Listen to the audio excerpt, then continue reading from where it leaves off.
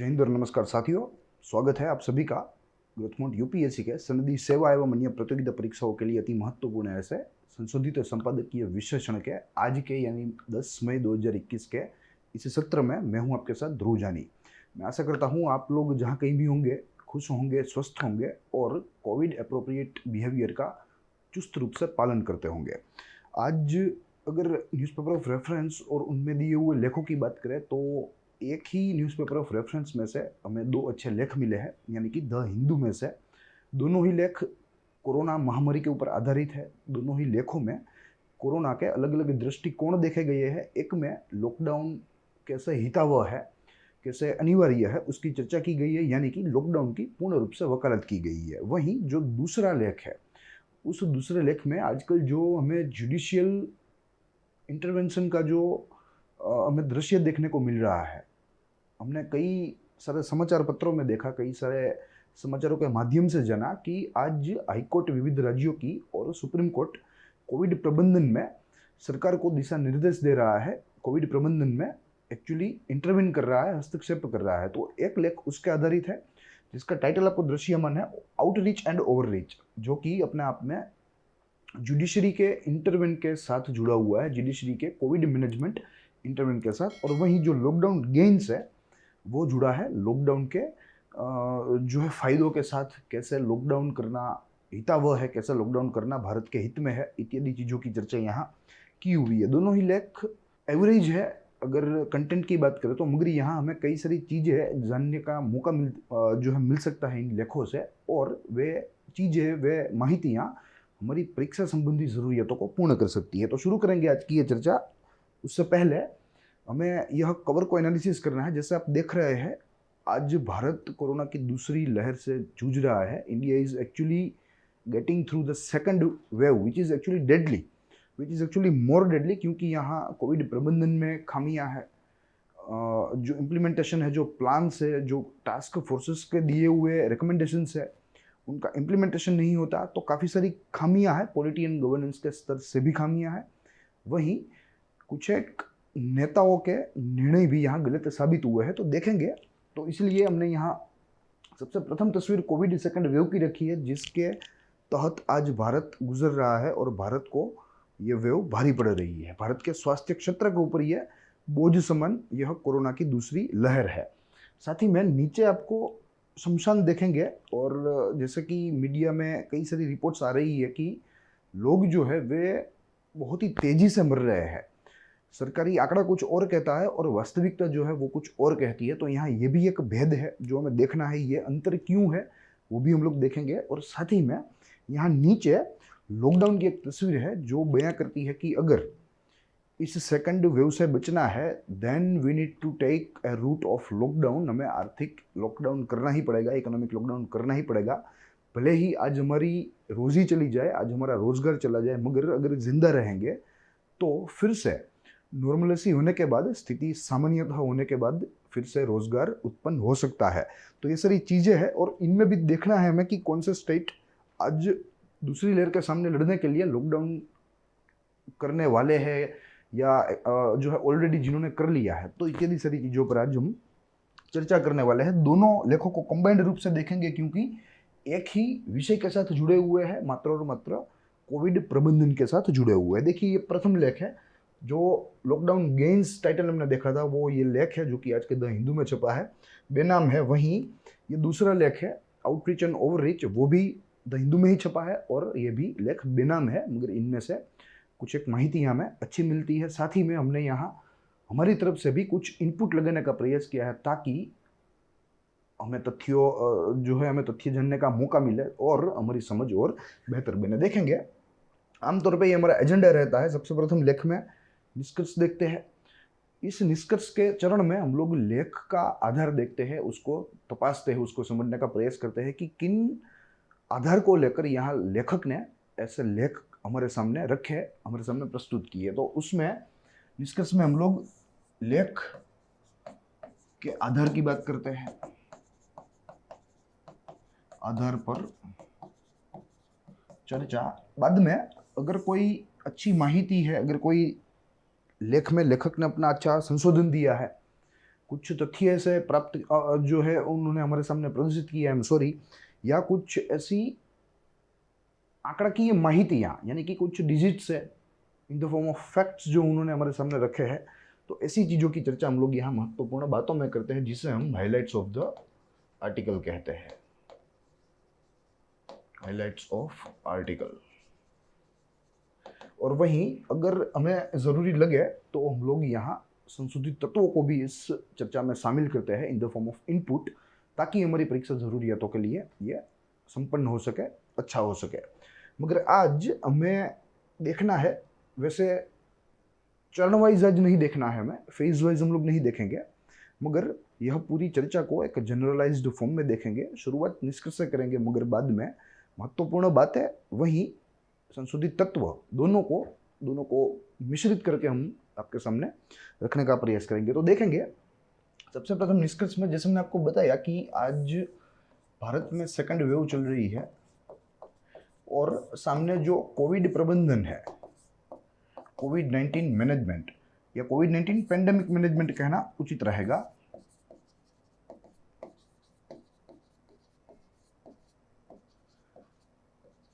बहुत पुअर है, यानी कि एकदम दुर्बल कह सकते हैं या बिन असरकारक भी यहां हम लोग कह सकते हैं।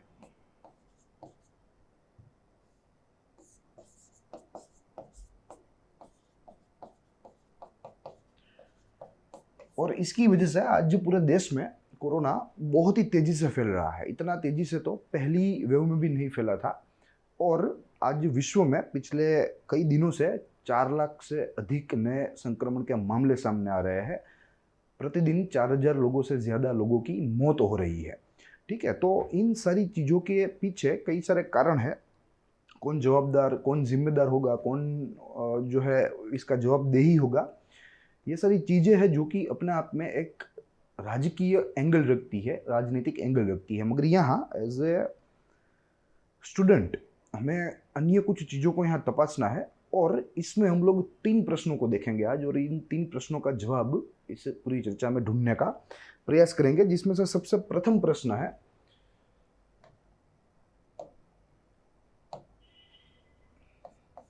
Number of states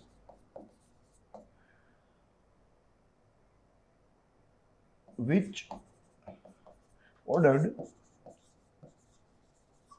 lockdown. क्योंकि हमें मालूम है केंद्र सरकार के द्वारा कोई फैसला नहीं लिया जा रहा है या भविष्य में भी कोई ऐसा फैसला लेने की योजना नहीं है। और इसीलिए जो राज्य थे वे समझ गए हैं, राज्य सरकार समझ गई है कि अगर हमें हमारे राज्य को, हमारे राज्य के रहने वाले लोगों को अगर बचाना है कोरोना से, तो हमें ही स्टेट वाइज लॉकडाउन करना पड़ेगा। और कई सारे राज्यों ने अब तक कर भी दिया है। तो इसका हम लोग यहाँ मुआवजा करेंगे। फिर बाद में जो कमिटीज है जो कि इस कोविड-19 पेंडेमिक मैनेजमेंट के लिए बनाई गई है, चाहे वो केंद्र के स्तर की हो चाहे वो राज्य की हो, तो यहाँ इसका भी जिक्र करेंगे। देखेंगे कि क्या इसमें लूपहोल्स है, क्यों ये इतनी कम असरकारक है या बिन असरकारक साबित हो रही है। ये चीज़ हम लोग यहाँ दूसरे इस प्रश्न में देखेंगे। और उसके बाद हम लोग सेकंड वेव, यानी कि जो आज पूरे देश में हाहाकार मचा रही है और कहा भी जा रहा है विभिन्न संशोधनों के द्वारा कि ये वायरस डबल म्यूटेंट है, यानी कि इस वायरस ने अपना जो रूप है वो बदल लिया है। वास्तविक रूप का वायरस नहीं है, मगर ये डबल म्यूटेंट है और ये काफ़ी खतरनाक है। पहले वेरिएंट से ऐसा यहाँ वैज्ञानिकों के द्वारा, ऐसा यहाँ विशेषज्ञों के द्वारा कहा जा रहा है। तो इसके बारे में भी थोड़ी जानकारी लेने का प्रयास करेंगे। 3 प्रश्न आज हम लोग ढूंढने का प्रयास करेंगे और इसके उत्तर में दोनों चीज़ें सम्मिश्रित है।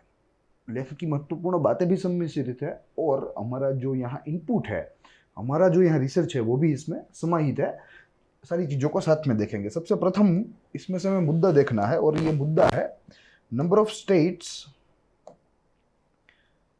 विच ऑर्डर्ड लॉकडाउन, या मात्र और मात्र स्टेट्स विच ऑर्डर्ड लॉकडाउन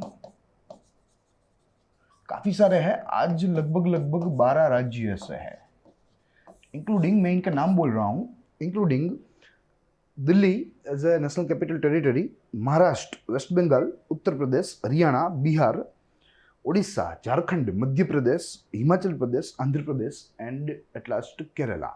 ठीक है, तो इतने सारे राज्य हैं जो समझ चुके हैं कि अगर हमें हमारे रहवासियों को, हमारे राज्य को बचाना है कोविड महामारी से या इससे अति तेजी से फैलने वाले संक्रमण से, तो हमें लॉकडाउन करना ही होगा। और इतने राज्यों ने ऑलरेडी लॉकडाउन कर दिया है, जो अपने आप में बहुत ही अच्छा एक कदम है कोविड-19 को हराने के लिए। सेकंड वेव में जो यह चेन बन गई है, इस चेन को तोड़ने के लिए। तो ये बात है, यही पहले प्रश्न का उत्तर है। अब हमें तपासना है दूसरे प्रश्न का उत्तर, जो कि थोड़ा अधिक महत्वपूर्ण है। और उसके मुताबिक यहाँ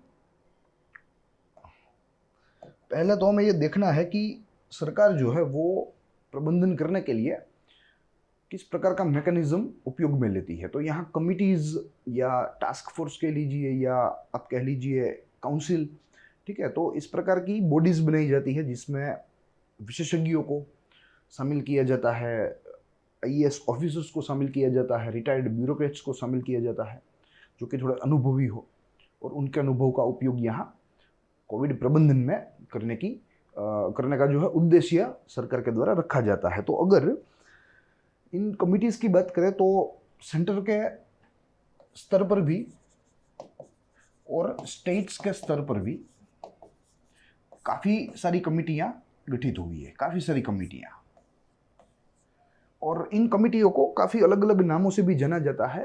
कहीं कहीं इन्हें स्पेशल टास्क फोर्स कहा जाता है, कहीं कहीं इन्हें एम्पावर्ड ग्रुप्स कहा जाता है, एम्पावर्ड ग्रुप्स, या कोऑर्डिनेटिंग टीम्स कहा जाता है, कोऑर्डिनेटिंग टीम्स भी इसे कई सारे राज्यों में कहा जाता है। वहीं कहीं जगह इसे वार रूम्स भी कहा जाता है, वार रूम्स। मगर मात्र और मात्र नाम ही अलग है, इनका उद्देश्य एक ही है, इनका काम करने का तरीका भी एक ही है, इनका निर्णय लेने का तरीका भी एक ही है। आमतौर पे सामान्यतः भारत में ये जो सारी कमिटीज होती है और इनके द्वारा जो निर्णय प्रक्रिया होती है, निर्णय प्रक्रिया, ये सारी प्रक्रिया ब्रिटिश स्टाइल है, ब्रिटिश स्टाइल। बट ऑब्वियस है, इन्होंने हमें कई सारी विरासत दी है, तो ये भी एक उसी विरासत में से है कि भारत में किसी भी सिचुएशन के सामने लड़ने के लिए जो कमिटीज़ बनाई जाती है, जो विविध हमने नाम देखे, ये सारी बॉडीज़ एक ही किस्म की होती है। तो ये सारी बॉडीज़ दरअसल ब्रिटिश स्टाइल में कार्य करती है, ब्रिटिश स्टाइल में अपना निर्णय सुनाती है, निर्णय प्रक्रिया करती है। और अब तक की अगर बात करें तो सेंट्रल गवर्नमेंट समेत कुल 17 राज्यों ने, या 17 राज्य और केंद्र शासित प्रदेशों ने ऐसी कमिटीज़ का निर्माण कर लिया है कोविड-19 के प्रबंधन के लिए, कोविड के सामने लड़ने के लिए। तो ये एक यहाँ ज़रूरी बात है जो हमें याद रखनी चाहिए। Centre plus 17 states UTs constituted committees। अब अगर टाइमलाइन की बात करें तो यहाँ दोनों की टाइमलाइन देखनी है। सबसे प्रथम सेंटर की टाइमलाइन देखेंगे कि सेंटर ने कैसे रिस्पॉन्स किया ऐसे महामारी के समय में, जब महामारी शुरू हुई, जब प्रथम लॉकडाउन अभी लग रहा था तब से, और साथ ही में तब से राज्य क्या कर रहा है, जो है कर रहे हैं, कौन सा राज्य प्रमुख राज्य था, प्रथम राज्य था अपने जो है राज्यों में या अपने प्रदेश में ऐसी कमिटीज़ का जो है निर्माण करने वाला। ठीक है, तो ये सारी चीज़ें हैं जो कि हमें टाइमलाइन के फॉर्म में देखना ही हो, और मैंने आपके लिए इसका स्मार्ट आर्ट आपके लिए रेडी कर रखा है ताकि आपको समझने में दिक्कत ना हो। देखिए, यहाँ सेंटर से रिस्पॉन्स हमें पहले देखना है कि कैसे सेंटर ने रिएक्ट किया और इस महामारी के सामने अपनी जंग जो है वो शुरू की। देखिए, सबसे प्रथम मार्च 18, 2020 को ICMR के द्वारा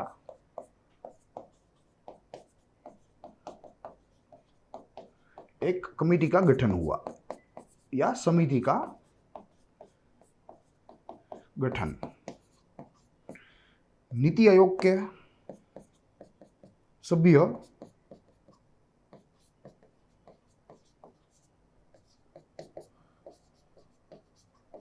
वीके पॉल की अध्यक्षता में यह कमेटी का गठन हुआ।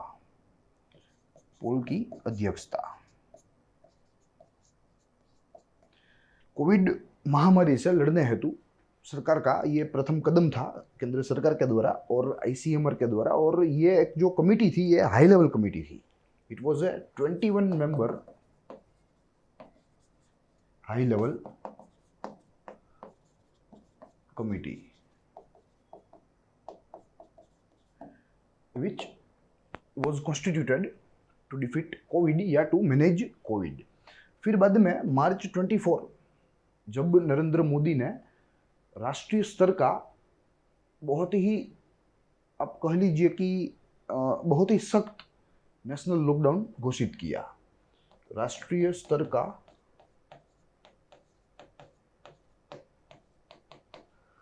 लॉकडाउन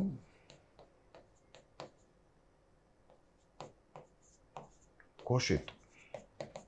हमें मालूम ही है हमारे माननीय प्रधानमंत्री जी के द्वारा राष्ट्रजोग जो भाषण दिया गया, उन्होंने उसमें यह लॉकडाउन की बात कही और पूरे जो है देश में लॉकडाउन लगाने का निर्णय लिया। फिर मार्च 29 को एमएचए ने 11 एम्पावर्ड ग्रुप्स का चयन किया। मिनिस्ट्री ऑफ होम अफेयर्स ने 29 मार्च 2020 को, यानी कि 5 दिन के बाद, लॉकडाउन लगने के 5 दिन के बाद एमएचए ने 11 एम्पावर्ड एक्शन ग्रुप्स का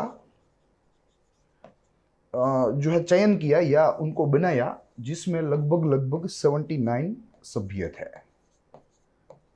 और अगर इन ग्रुप में अगर सभ्य देखें, इन सभ्यों के प्रकार देखें तो कुल मिलाकर 3 प्रकार के इसमें सभ्य थे। एक थे आईएएस,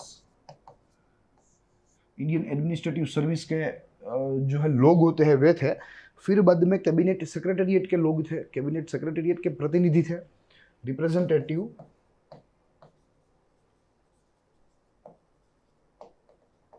ऑफ कैबिनेट सेक्रेटेरिएट, और इसमें साथ में पीएमओ के भी प्रतिनिधि थे। तो ये 3 प्रकार के सभ्यों के द्वारा, 3 वर्गों के सभ्यों के द्वारा ऐसे एम्पावर्ड ग्रुप्स बनाए गए जिनको कोविड मैनेजमेंट के साथ संबंधी कुछ एक जिम्मेदारियां सौंपी गई और इन्होंने अपना काम शुरू किया। तो ये बात है सेंटर की, कैसे सेंटर ने पेंडेमिक की शुरुआत से रिएक्ट किया और आज दिन तक वो रिएक्ट करता आया है। हालांकि ये बात अलग है कि उसका जो रिएक्शन है वो कितना असरकारक है, कितना बेअसरकारक है, मगर वे रिएक्ट करता है, वो एक वास्तविक सी बात है। तो ये सेंटर की टाइमलाइन है। अब अगर स्टेट की देखें तो यहाँ 5 बिंदु देखने हैं हमें, और इन 5 बिंदु में हमें देखना है कि कैसे अलग अलग राज्यों ने धीरे धीरे अपने राज्य के प्रबंधन के लिए, अपने राज्य के कोविड प्रबंधन के लिए ऐसी कमिटीज बनाने की शुरुआत करी, जिसमें दिल्ली सबसे प्रथम है। मार्च 3, 2020 को दिल्ली ने अपनी टास्क फोर्स का ऐलान कर लिया था, टास्क फोर्स। फिर मार्च 19, 2020 में केरला सबसे प्रथम संपूर्ण राज्य बना, first state to constitute task force. Delhi वो संपूर्णतः राज्य नहीं है, मगर अगर राज्य की परिभाषा में जो कोई पहला था अपने यहाँ ऐसी कमिटीज का जो है गठन करने वाला, वो था सबसे प्रथम केरला। फिर बाद में मार्च के अंतिम सप्ताह से अप्रैल के प्रथम सप्ताह में काफ़ी सारे राज्यों ने अपने यहाँ ऐसी टास्क फोर्स का निर्माण किया, ऐसी टास्क फोर्स बनवाने के आदेश जारी किए, जिसमें सबसे प्रथम आंध्र प्रदेश है, फिर उसके बाद आसाम है, फिर उसके बाद गोवा, राजस्थान, तमिलनाडु और काफ़ी सारे एक्सेट्रा एक्सेट्रा।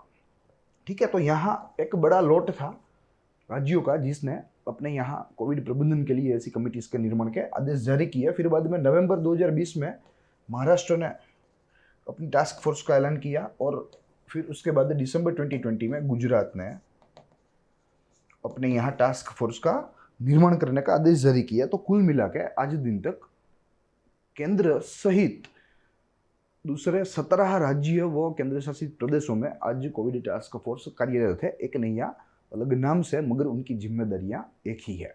तो इस तरीके से यह हमारी टाइमलाइन रही है। सेंटर की भी देखी हमने स्टेट की भी इस टाइमलाइन को देखा और कैसे स्टेट रिएक्ट कर रहा है वो भी देखा। मगर यहाँ प्रश्न ये है कि ये तो पहली वेव थी।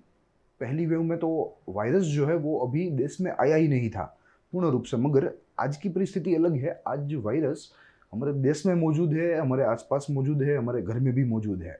ठीक है, तो ऐसे में राज्य कैसे रिएक्ट करे, ऐसे में सेंटर कैसे रिएक्ट करे, ये एक बहुत ही अहम प्रश्न बन जाता है। और वहीं आज अगर बात करें तो काफ़ी टीका हो रही है केंद्रीय गवर्नमेंट की या केंद्रीय सरकार की, क्योंकि जब ध्यान रखना था, जब प्रिकॉशंस लेने थे, जब मैनेजमेंट करने थे, तब वे लोग अपनी पार्टियों को, अपने राजकीय पक्षों को चुनाव में जितवाने के लिए बहुत ही कार्यशील थे।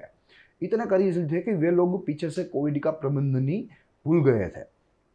ठीक है, और कहीं ना कहीं आज केंद्र सरकार ही जिम्मेदार है भारत की आज इस परिस्थिति के पीछे। और अगर मैं बहुत ही हालिया रेफरेंस लूँ तो कल ही लांसन स्टडी, यूएस की एक रिसर्च एजेंसी है, उनके द्वारा जो स्टडी हुई और उसमें जो ऑब्जर्वेशंस उन्होंने दिए, उन ऑब्जर्वेशंस के अगर जो है उनका अगर विश्लेषण करें, आई एम सॉरी, देन और सेंट्रल गवर्नमेंट इज गिल्टी।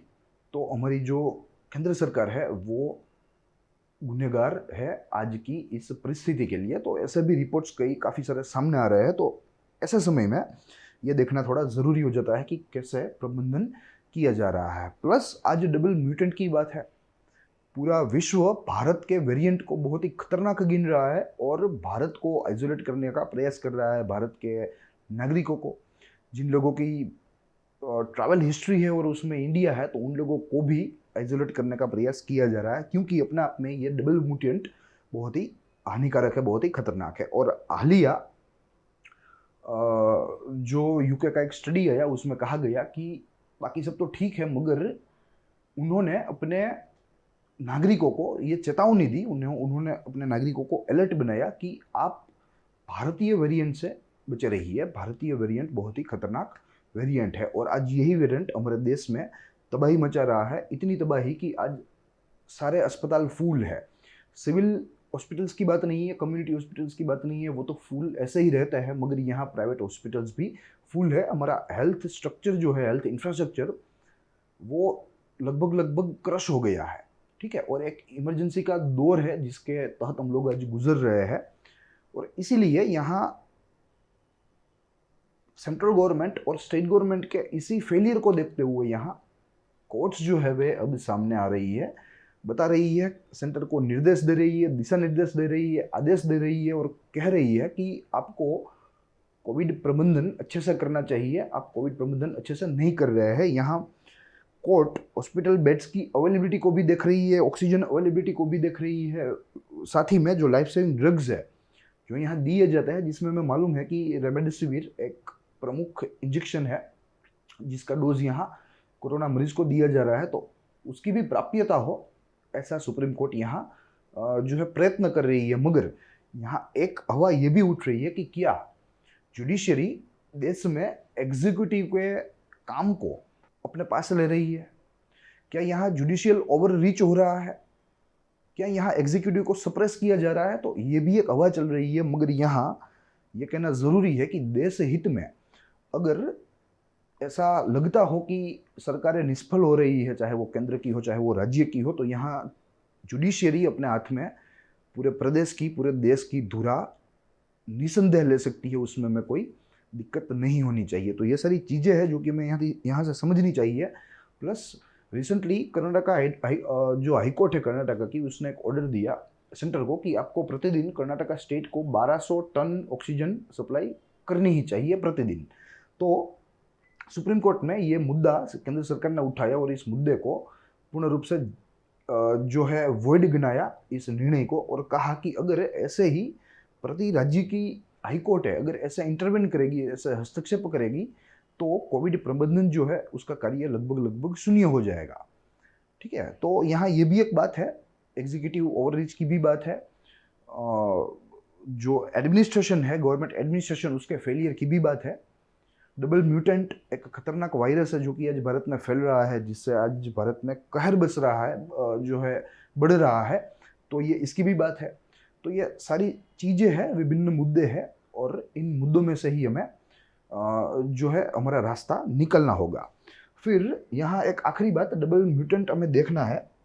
देखिए यहाँ जो गुजरात वेरिएंट है या इंडियन वेरिएंट है, जो कि आज इस नाम से पूरे विश्व में इसका ब्रांडिंग हो रहा है, ये बहुत ही खतरनाक है, जिसका नाम B.1.617 दिया गया है। ये बहुत ही खतरनाक वायरस है और इसमें 2 म्यूटेंट पाए जाते हैं, टेक्निकली स्पीकिंग E484Q और दूसरा है L452R। ये बहुत ही महत्वपूर्ण है हमारी परीक्षा दृष्टि से कि डबल म्यूटेंट, तो कौन सा म्यूटेंट इसमें से सही है। हमें 4 ऑप्शन दिए गए हैं। अगर हमें ये मालूम नहीं है, अगर हमने ये अच्छी तरीके से नहीं देखा है, इसे याद नहीं रखा है, तो मुझे लगता है कि वो प्रश्न हमारा आज से निकल सकता है। तो इसीलिए मैंने यहाँ आपके लिए ये टेक्निकल माहिती छोड़ी है जो कि हमें कुछ फ़ायदा करवा सकती है। So that's all for this side. I hope you enjoyed the lecture. आप लोग इस लेक्चर का फीडबैक भी दे सकते हैं इसी लेक्चर के कमेंट सेक्शन में, वी वेलकम इट। और साथ ही में अगर आपको डाउट्स है इस मुद्दे को लेकर या जनरल स्टडीज़ के किसी भी मुद्दे को लेकर, तो आप खुल के पूछ सकते हैं, हम लोग उसका उत्तर देंगे। I hope you enjoy the lecture. हम लोग मिलेंगे अगले दिन अगले विषय के साथ, अगले संशोधन व विश्लेषण के साथ। तो तब तक के लिए देखते रहिए ग्रोथ पॉइंट यूपीएससी।